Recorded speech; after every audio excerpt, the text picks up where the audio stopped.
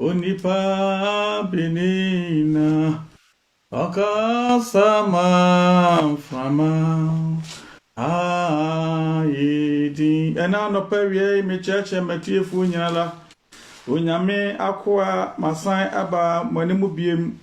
ebia matiefu bia me chia mo so panyini me chiao ene anwumre woni wo mofra ni nyina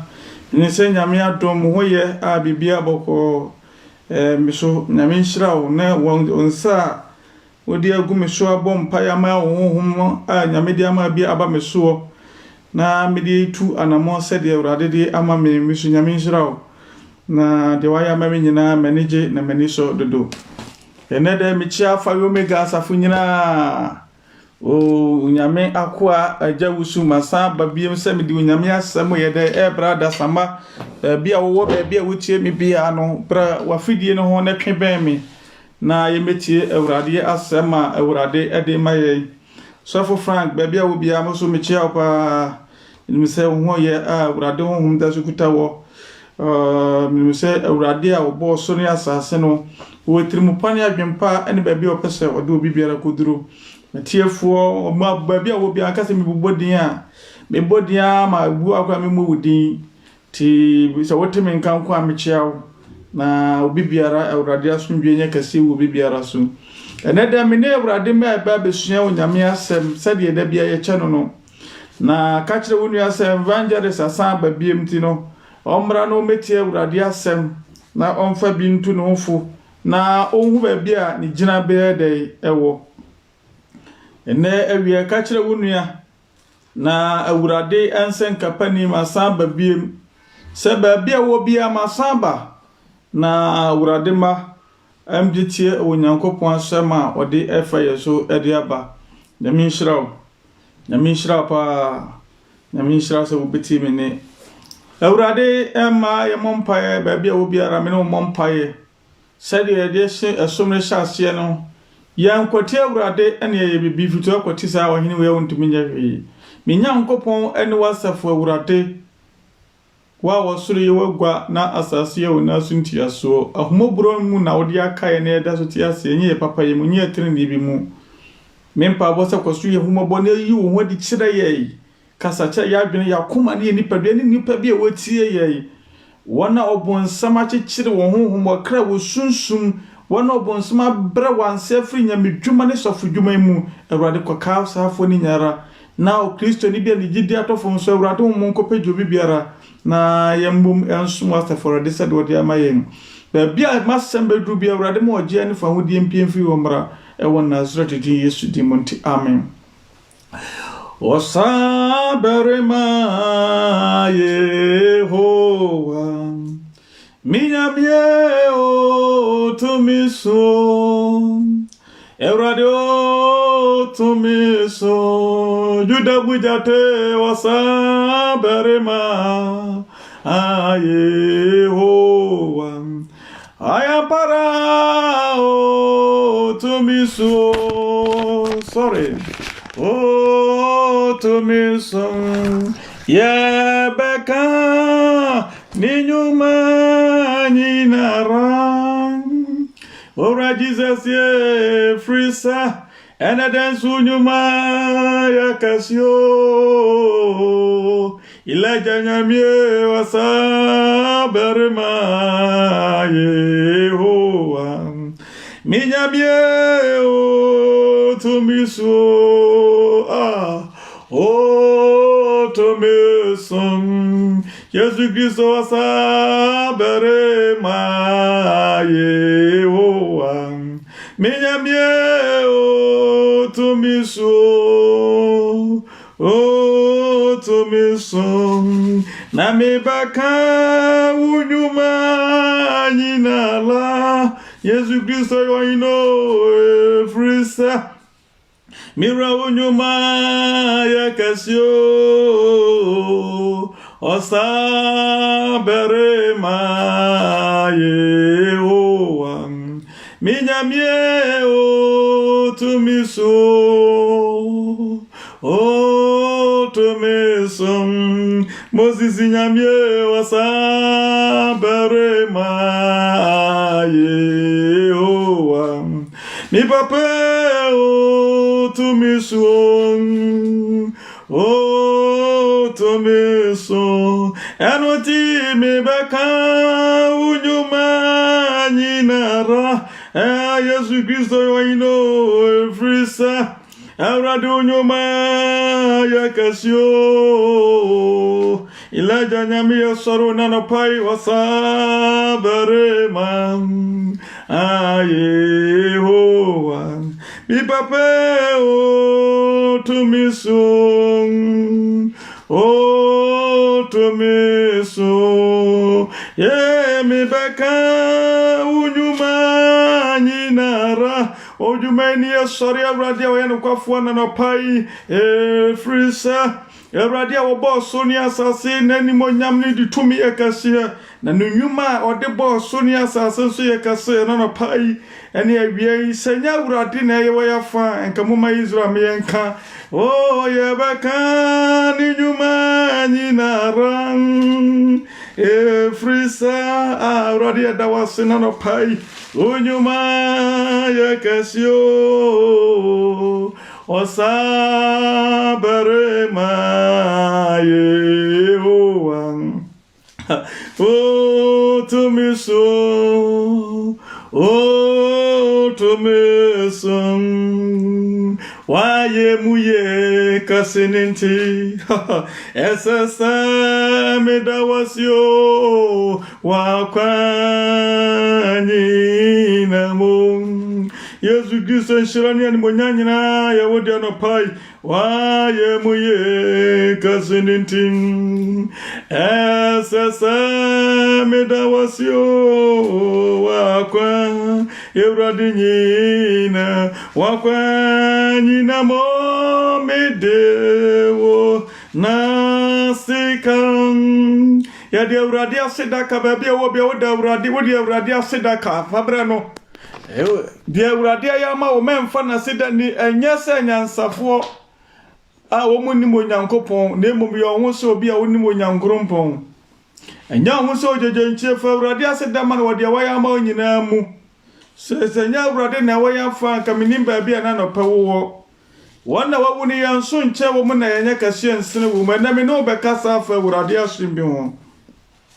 efi se Yesu Kristo maya woriba no brantie enye adidie ene wonom enye agorodie se wa mo wani amre wa wie brema wo ma otowa na bibia to ne na me no kasa fa onyankopon asem pa mani abre se krodom no ana mani abre se krodom ewa Awurade ho odi mu se onyame ma beti Awurade asane emfa ye ho ma Awurade ye ene Yesu Kristo asem bia mede kan ne se Awurade epese baabi obi agina bia wonyina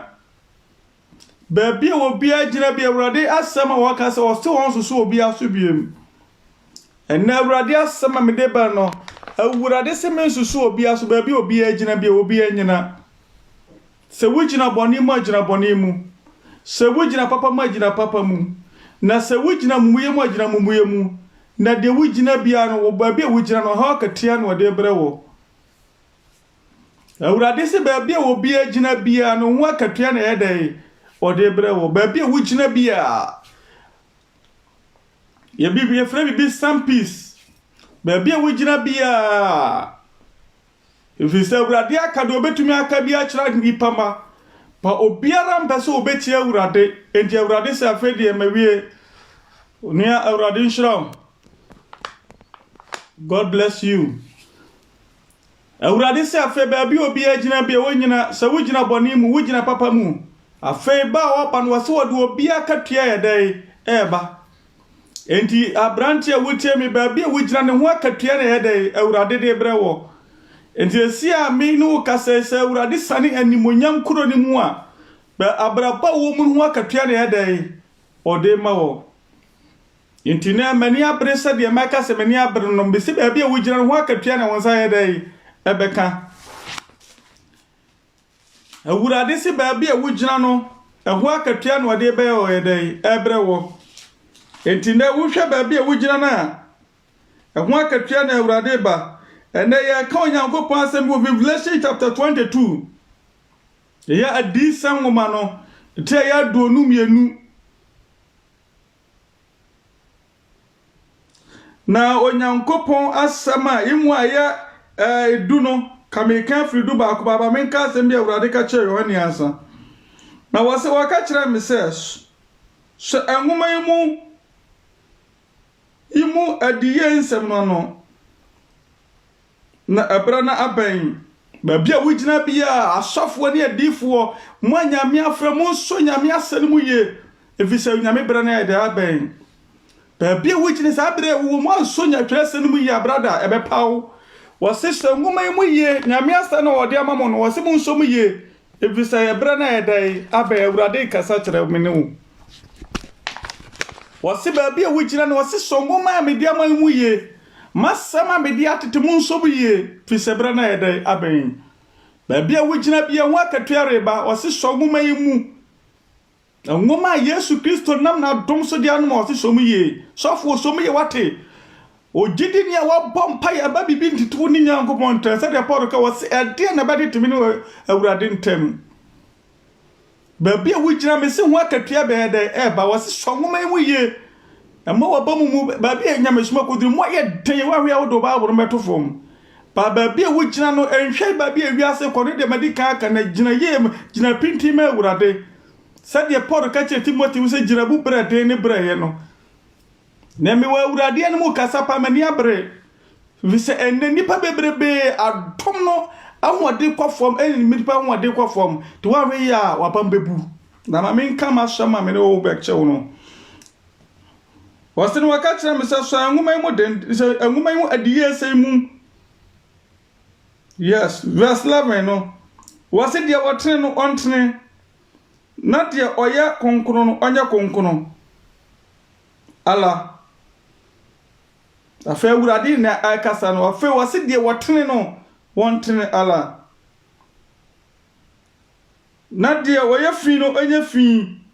na dia watene no ontene ala de waya konkron ala owi wose hwe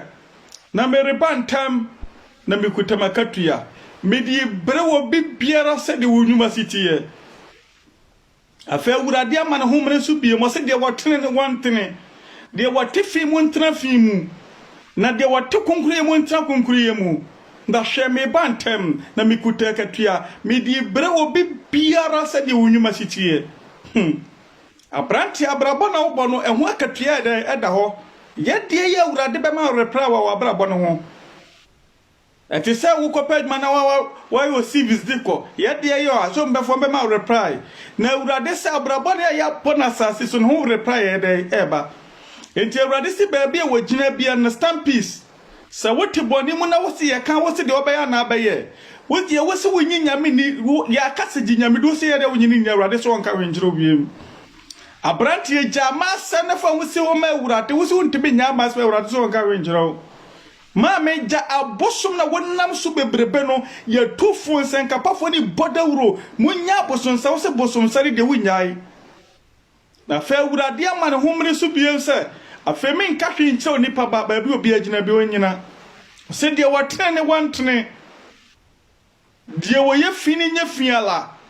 na de wo ye konkronya konkrola obi wo se hwe hode minyama hokura afi awurade se onso so nipa so biem ba bi wugina bi de opese wo ye bia magya ye se wo se krono na abebo ye ja krono so nya ye afi bo wo se ma me wodie amanfo ma na abekoso sopro mu bayikura fa koso chicha baye na awurade nka hwe na wode bo akatua ye dai bro ti se de wa ye adwuma na bosome ye du pesre pa bra na ye du pe ato akanso mu no ho abrabo bia wo bobia ho akatua na awurade ka ho asem na da nwumre kire wo ingasa wo na efo eni wa ho fa chi nto wo kra nya dai ento ntwene eni ni padua chi nto wo kra nto ntwene menua ba ma hwa awurade ma ya na wa ba na yedidi agoro no wo se de wo ba bi obi agina bia ogina ba bi obi agina biara mama ji nura hye madwuma na se na mo de mo se nyame nhira na mama ye odefo na nso nya nyankopon nhira no wo de akatua ne beba wo se mo ni nko na mo de behwe na mo behu obonefo akatua dan ba ya awra wo sama mame no mienu je wo tene ne wantene min kashin tro bia biem efese awurade bodawura ka kire nipa abra osikani ni wuwe no ewo wukin ka onyankopon se o Matthew na prawati na obi na ebefre wesi ma chese ye video live enti no o frasi ma ya na ma fa mane haw na kire metimi na obi ara kasa isi ba bia wugina sesie no ehne fa na wugina sa awurade ba sesie bebu watan a gina brebe na wugina ana sa awurade beje wo krefre won sa nwumre ye gina bebe na wugina na no ho atamu na awurade ye dai eso de ba o se de watan ne wantene de wo ye fini nya fin de wo ya konkro nya konkro na fehwe me awurade me ba me kuta akatua de bre wo bibiara so we ya sofo we ya sore ba o ngase o de bra sofo o sibi di bre wo bibiara se de wonwum wa bra botrichie abraba o ya bona asase so ho akatua de tete aso da mo ye no ho akatua reba che awurade se afemi nka winchiro bia biem wo ya bone mi ntufo o se onyankopon ye ba de pa ma me nka se mi nchiro ya na me no kasa titi wana ye jamusi so obi ye bone na awurade akuna to atwene kasabra brantie enka tebo somso na nka agrade adwase utimakun ma mudi nyamesuma kataka tumani na nso mukuta tumbi bi sase mo mpese mbe mu ade no amudi ya so da nka awurade ye kumu nyina mato atwene efisa awurade ka che Moses se mo obi nya ba ye wona sore fie enti afei no awurade se obi a bibia me nka ne bibie ma afei mi kuta akatua na me di bro bibia de wo ye bia no me se abrabo bia wo bo no ho akatua reba ade bia wo ye na sase fu akatua reba na before se me kon me pese me ma wo hu se ade na wo ye mfa ho ni yo brade wo ye bibi ne ho akatua ma ya refi so ayo afa ho ade awurade hu won ho akatua mai ho ebre nrui se awurade bebu wo kra no abrabo ho atan enti wase afedi mereba ntana mikuta makatua me di bre wo bibiara se de nyuma sitie ya na nu se wo de wo nkwa asoro obi na wo ya no woni se asofo na wo ya na adifo na wo ya no Yesu Kristo se me bantem na mikuta wa bia katua me de bre no ana mi bu so bibia wotie me se awurade ba enanwuma ya te bia abraba wo bu akatua no bodi banti wa wo hwe wa abraba na akatua be na abenya hello na mifri abuo ho na abuo na mifri no Yesu sanyana ne yebobu bibiti se kwekwe ana abuo ne yede hama na yebo na yede hama ne na yebo ntino na dodo a wobebo no ne ya ba be susu ne yede yatua woka obuo kwatran ho de hode betimi abododo enti ye hyegu ha pa ma yitimi manisika kase obuo anso a kakra na obo yebebo na wa hrepa ne yede ama no no bia wa katua no agenda mebusa sa braba wum sese ne tibia wum sese ne minu aba me ma me wutie me anya sori ne manko na me se awurade se wode wa braba ho katua na yedai ebrewo na ye ntwa so bi no wo se hwe na mereba ntam bi kura makatua me di bro bibiara sadi ne nwuma sitie mini alpha and omega enfitiase ne aweye mimi no maka me ho asema wie mimi Yesu Kristo mina bi bu wiase ni nipaten afa mini alpha omega bi kutawo bia katua de bra no we elder wakatua ba sofu mami akatua ba evangelist akatua ba adifu akatua ba obi biere benye na katua na mami wutie me odofo wutie me na ya na me de pa me sisa bra ye wo mu no wose ba bia wugina bia no so de wose ne ho ato eno fi so wai woke da bi wunye woke o akatua bi ba so abra bo no hanya akatua nya ma ya ususu se wafa ho adi won wa abra bo ho akatua nya ma ofri se wai woke ba enam kwa mu ba na akatua ne ba wo ho ba popo na wo ba yira wa asasi so efi so nyame akatua di pantimi nyina no awurade se me ba ntami kuto obi akatua de brade sedie ni nyuma sitie enti se awurade aka de obetumi aka biara na se onipa bra bon onipa te bia bi nti wo se wontimi nsachara wadwena afa awurade ba na yɛhwɛ Revelation wa bi mu Revelation chapter 8:18 no na ɛsɛn a awurade asɛm ɛka kyerɛ yɛn Revelation chapter 8 verse number 1 Kameken every 4 no na so mamenkan every 1 no no asi yenum na chi no na mi hu abofo foforo a ofiri soro eresaneba na wawa hoate kase na animonyam enti asase eho yira no abofo ni bebu nyame maten no na awurade atamo na wade besana no na mamenka verse 3 na ho na emidepa ofiri se amana manyina ebesun Sauradi ma na ware bani nyina no ya me se enya amaba ko enya Ghana o mo se woti ilopu ha se woti hina afdan for ansa guti me si enne me kasa kira se urade ban sa kira wadwene nya se nipa ho be yira won nipa be twane wa urade anim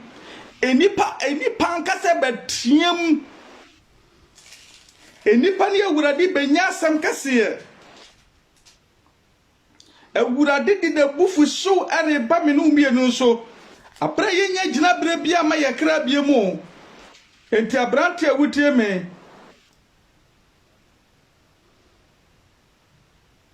wasi atifia sane na mpesa me kan na wasi amumuya ne ekuro ne saye amumuye ani kuro ne ye de saye eho na me pesa me ya na man kan na me de pa amumuya ani kuro ne ye de esaye bone ahodo ye nanim sade ye nyame mpene so ye beye anu na manyame abufuo ba wiase so na nyame asotwe ba nipa so na be kutie wo nipa wa abrabom da bia na me kase ni nipa abro sister nipa bre nipa sofa na ya na me ka abrabom wa asotwe ho asema aboni bia wo ye no abra wo ye younger age no wo ye baba wa bre mu no ya na me ka ho asense sata me ho akatua be ba na wura firi ubone sadi we na akutie nipa sa oboni bia wudi ye no wo ho akatua wo ho ana fashion trinsa ade na waye na wasi ahinta no ubenya wakatua san wawu na eno sa akatua ne ba ebiwa etimi begu aware sa akatua ba urade timi ma wo ma so ye den sa akatua ba urade wo kwan bi oba bi okon ba fa so obetwe aso enti aba boni na wudi da brante ho akatua ba wadwuba betimi efiri wonsa efise Israel fo na wo mudi abrabo ani mu no mo na omu ya bone no na omunyuma esai mo no omu ya bone na urade brekuro nase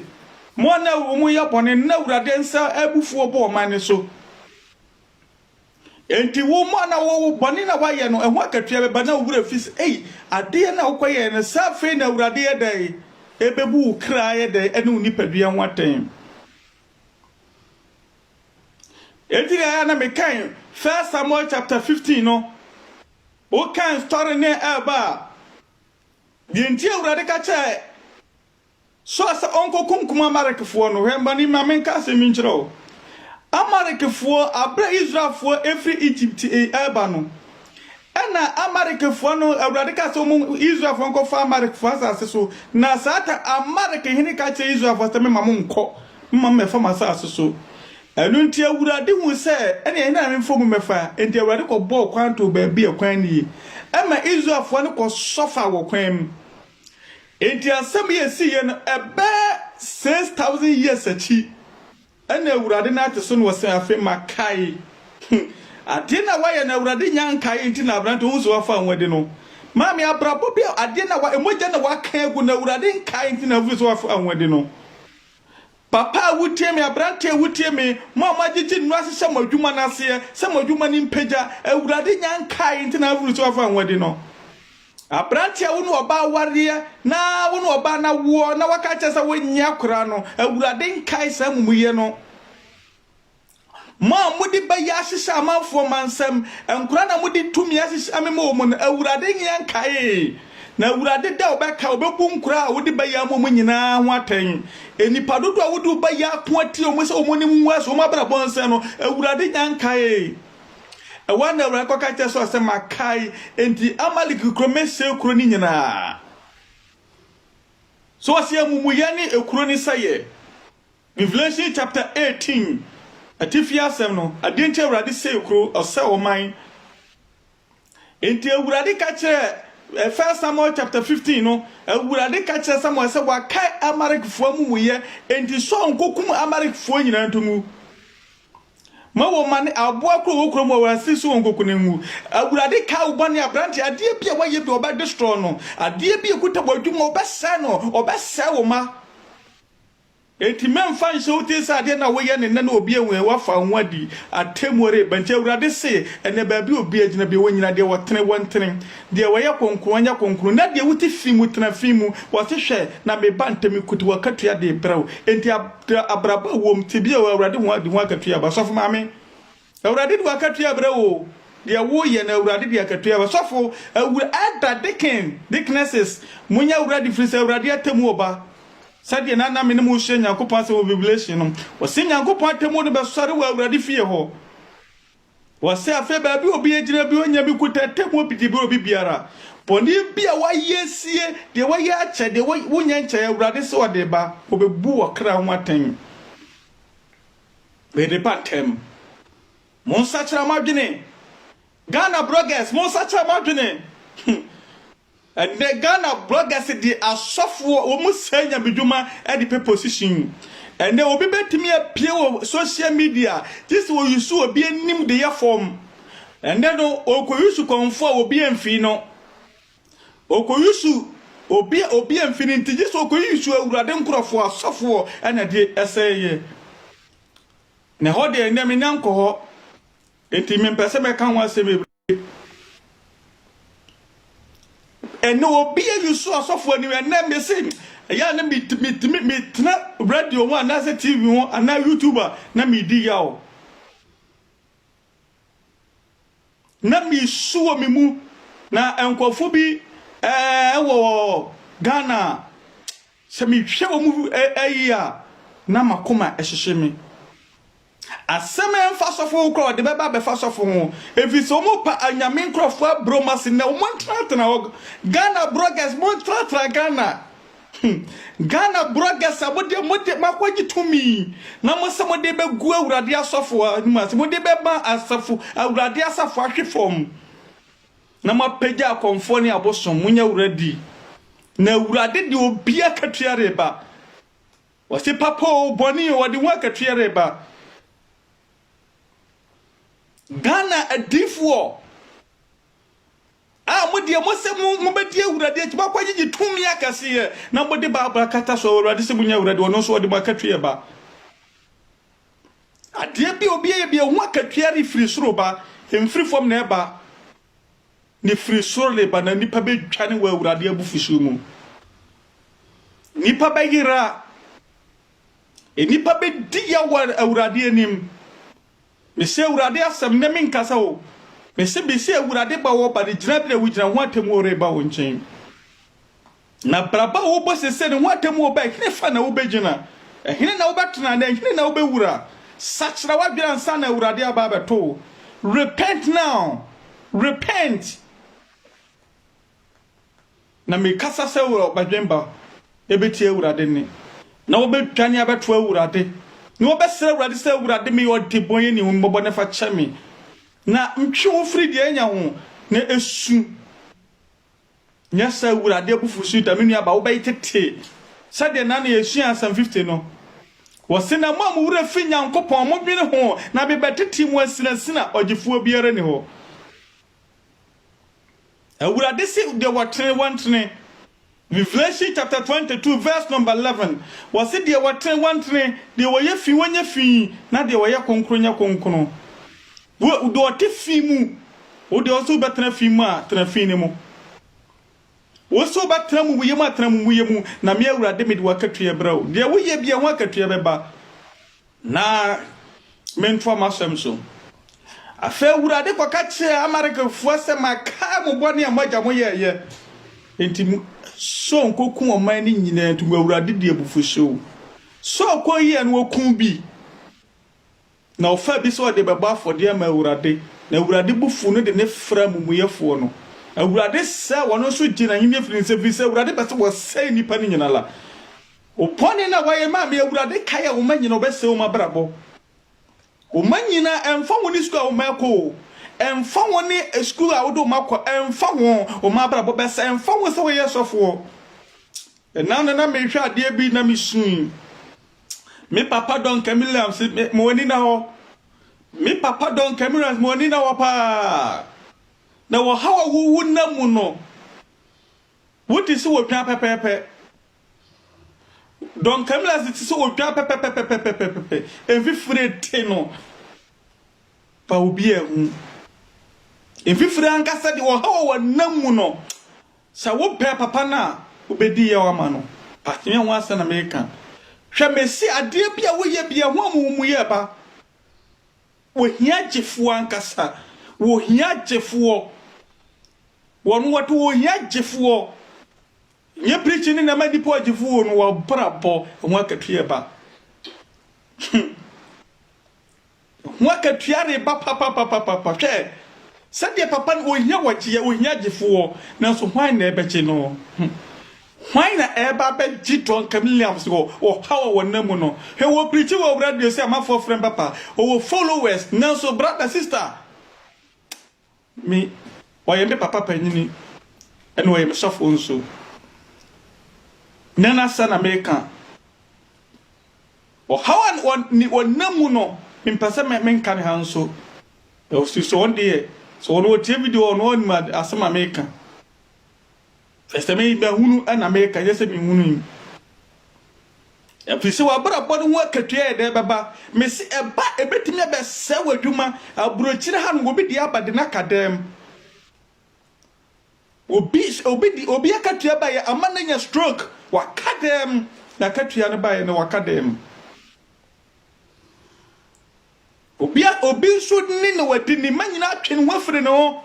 papa de na wo ye no se wa akatua ba na woni me se wo agu asase so no afa ho de won ntu wo a won hwa akora akatua de urade behwe urade se ye me se kuro ni nyina ye me bre kuro na se ye me biri kuro ni ngu efi se wa kai boni bi a wa ye sie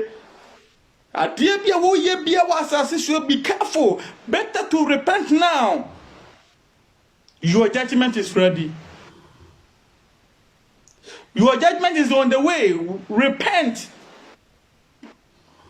Sadi urare kwa kache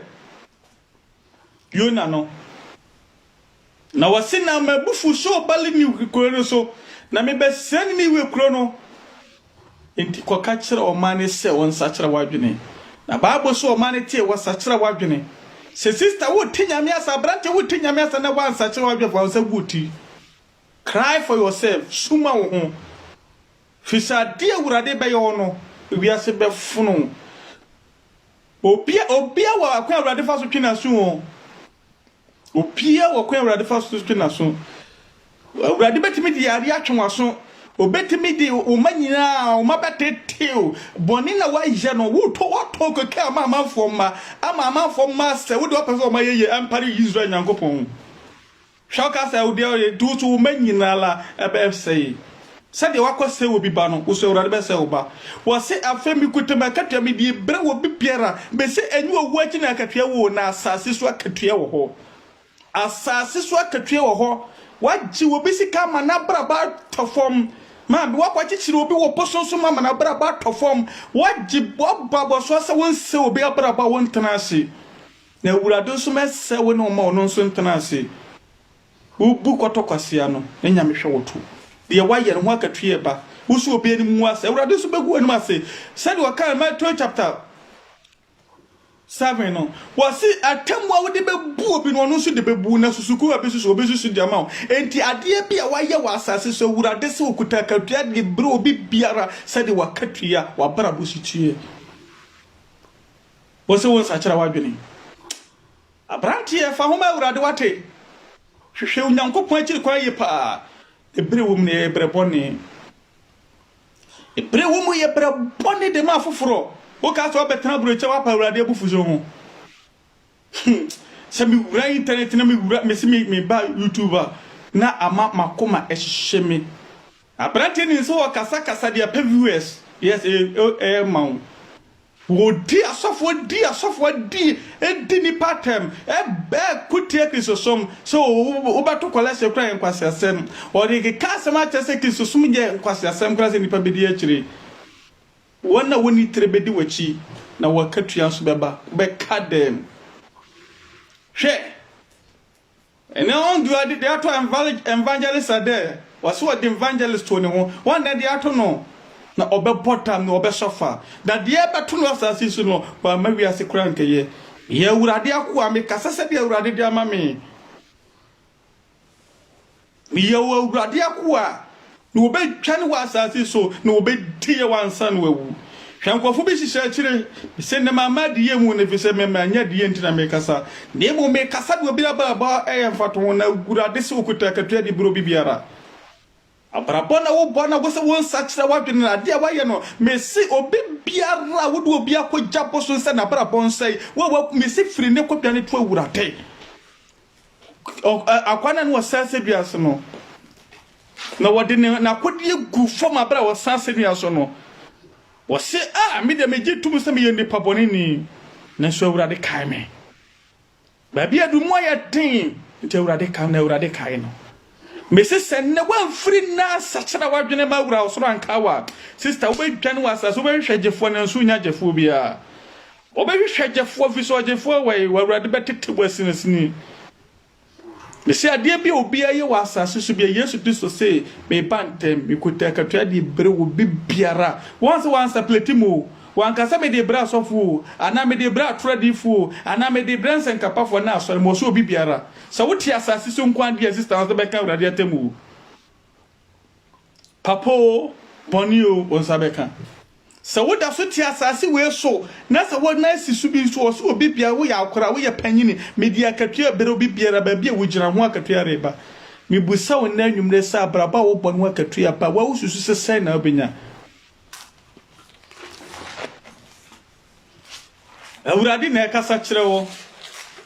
na me sei me pai ma ba ne se ogwamampo te bra bi ba me ba ne sawe na de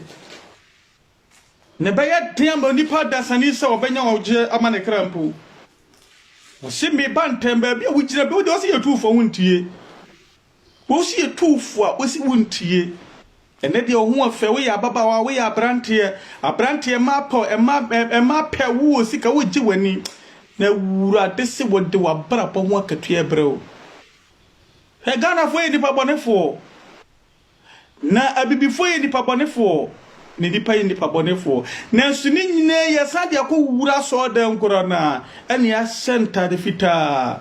praise him hallelujah praise him hallelujah konkunu wasi ma urade etwa ya konkura ma urade ni obi a wodi ba ya sa wo manyina etwa ya konkura ma urade ni obi a wugu obi anim asese na dwuma nsa na bra bonse to aye konkura ma awurade ni awurade so oba so dem odo obi akatua be ma no obi ne obefa na ho adie ene me ka kire badwemba abrante awutie me ababa wa wutie me sachira wadwene wate abrante o fa ho ni yo me se wo mfa ho ye dai eni awurade branson wo se makai awurade obeka opone obekai na wakaya wode ho akatua bebrɛw awurade kaya wode ho asotwe ye dai ebebrɛw awurade kaya wode ho atamu ye dai ebebrɛw yenhwe onyankopɔn asɛm bia wɔka ne ha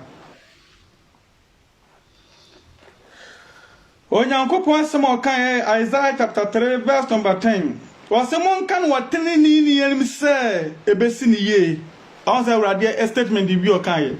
wase monkan obi oye righteous person wankase obi nipo wankase monkan nipa se besini yo ti asem ni yepa wase monkan wotene ni nim se ebesini ye na obedi ne ne yeso aba ne ne ye na brabo na wobo na asase so ho aba ne nsabeka obedi ne ne yeso aba monkan che wotene ni se besini ye na obedi ne ne yeso aba obi na say asem your way capital 120 small asem verse number 11 oh no ye ne capital mienu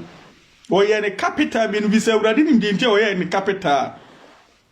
was oh abonifo mu nwie oh abonifo mu nwie abubonuafo mu nwie Ghana man mu nwie asafofo mu nwie akristofo mu nwie ewiasema mu nwie adeboyefo mu wo mu was oh abonifo mu nwie ne bewie omusuo na mone yeso ade na mede bema mu kai on se urade asem o ka kire wo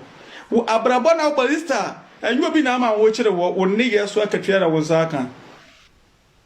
mami enye obi na mu aka de na wo ne yeso akatua na wo wuachi no so wo sa wo akatua foforo mesi yade ya be bo mu akadem wo ma bara bo jebe tom efise awurade betimi ahwe wo ma so awurade betimi abra wo manyina ase efise ade bia wo ye wo ne ye ho akatua na awurade de bre wo eti wo se oh abonefo mu nwie na mo ne ye so ade na mede be ma mo na wo se mo nkan se wateni ni se mede be ma na siniye se nipa mfre na tutu na namo ense awurade anamo ma nipa be dwane wa awurade dani mo wo se de watene wantene de wo ye fin de wo ye konkonya mede akatua ba nyagro na ye ka de o nyagro na awurade bedi no asasi so na awurade ma ho ba yira won awurade ma ho ba ebedwa won ne nipa be sunu atwajo ne dano dontu ni nyum no met kaya na mete wasina ina mejina ede dia chana ina mejina awurade bua me na me nyagina bia wo wanim tade hine na me mejina o wusu parema hine na mejina abrapa ma po wasase hine na mejina hine na wusu bejina sister say awurade be bu abrapa wanten awurade ma osura o kai ne ma no banyansa fo ebu ne be nkanesem won kaw ne free ne fa wonsa ku nsayem ne pa awurade chewo ka boni bi o yenyesa awurade wura fio me se Ghana fo mu o problem na akristofo ye problem nipa nyina wo problem me boni bi a me ye no awurade de ho asotwe ye dai ama me pa boni bi me ade amai na sasi so no awurade wan fa ncha mi o obetwi maso obe punish me ne mi de minim punishment bi amakomu na kanyesa mi ni o ka me kokora na so boni bi a me wo wiase me didi ye asodeni asotwe binti ebre me honhoma se ye kan say ya hunu ye kan say ya hunu awurade ka sembi kire mo so wusu one day waye apraba wa bonu anoma na wo nsani nyina ma gibi bia me de ma obi afiri wonsam na efiri na ko ma bra wase so wa bra ba se foforo anu na awurade kwa ka che de kedemo ne on tiase no awurade ka so no nso kwese nyamesom ase yeso okone na yam ye ko no foforo no on tiase so obi e babo wasu bia e bo wasu a enenya ho na mefa yeso wo so wa bra ba se foforo efise wunyamesoma wo so me asora kwa nyina ye waste what the men can want sem da foforo me ban ma he da be chire mama ma kristofo adada fo munnim nyame asem no ntomfu trongu manim se ye bo wasu a ene cheze eno so menya kwa ba chire no musumu ne awurade o ka ne mamese won ka na tutu na mo siye na video a wonsa ka no obi ye bibia ka kire ne se abrante de wo ye ne ho akatua be ba wate na wo mfa wo ndi se video no ma wonu abi sun ka bi wate se video bi na wo sofo bi nsan ka bi ba mo bibia wo be won san ka video yi bi na mo na wo share no na awurade so nam so ereka na wo share no so na wo tutu wa na mo asiye fatago bi na ka kire se evangelist abekasa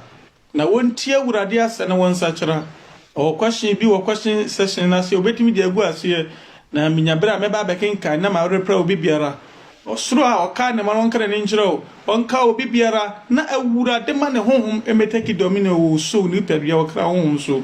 na ɛma onyankopɔn animuonyam na adi awurade nhyira na ɔnka o Yesu di mu nti amen.